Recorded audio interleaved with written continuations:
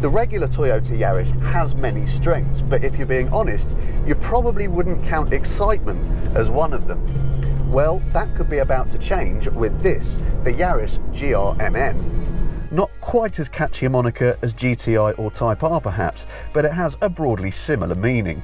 Besides, it's a lot catchier than what those letters actually stand for, that being Gazoo Racing, Meister of the Nürburgring. Okay.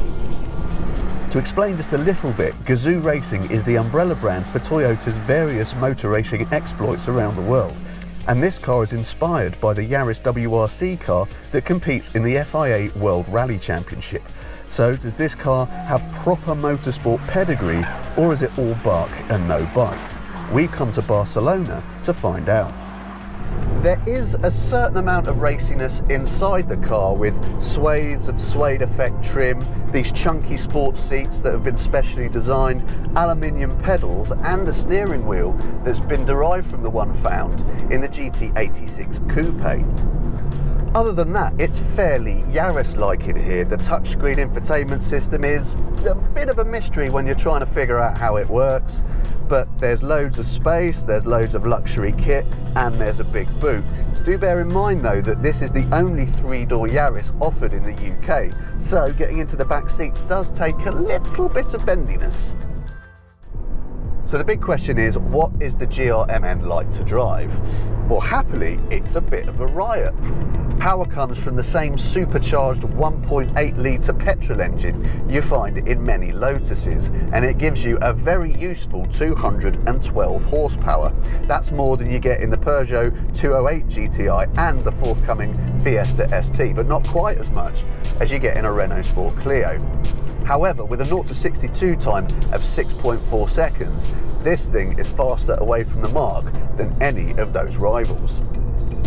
Numbers aside though, it's a really eager, energetic engine, and if you push the revs up a bit, it makes a really cool rally car-like noise.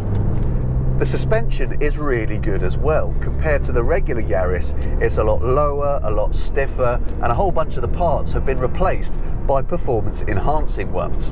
But despite that, it's actually really forgiving, so it still gives you a comfortable ride. Yet the body still manages to stay impressively flat in the bends.